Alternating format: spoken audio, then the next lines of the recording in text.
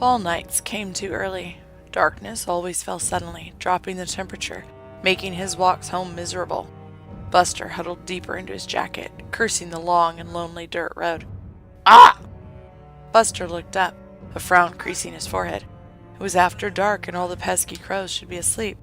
Yet this one sounded close by, in a tree to the left. He hurried his pace, wanting to get past the row of trees as fast as possible. Where there was one crow, there were others.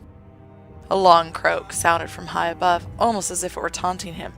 "Get, hellbeast!" he shouted at the top of his lungs. Were it daylight, he'd have hucked a rock like normal. "Filthy things don't belong here!" Ah! The sound chilled him, scared him so much it made him angry.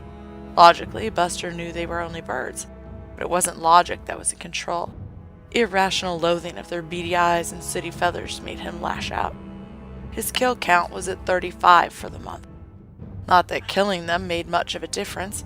There were always more crows, like they replenished their numbers from some demon gate. Always watching, always making noise, always wanting his soul.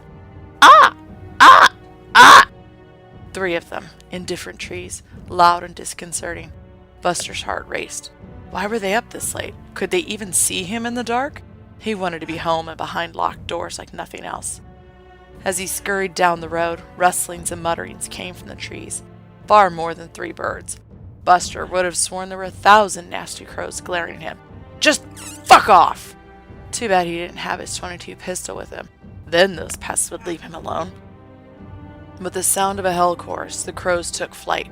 They were coming for him, finally ready to claim his soul. Buster shrieked and fled, not caring if anyone thought him a coward. His headlong race didn't last long. A hole caught his foot, sending him crashing to the ground. Buster's head struck a rock, setting stars to dancing before his eyes. The crows cawed madly, as if cackling at his fall. Fighting through his dizziness, Buster got to his feet. Knowing he would be attacked at any moment, he stumbled forward, determined to make it home. He wasn't going to be scared by the monster flock circling overhead. Ah! The vicious bird dove at him. Buster swore and dodged to the side.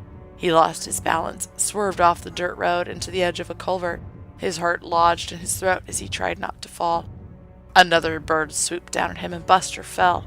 The ditch was deep, full of rocks, and he landed with a sharp crack of his neck.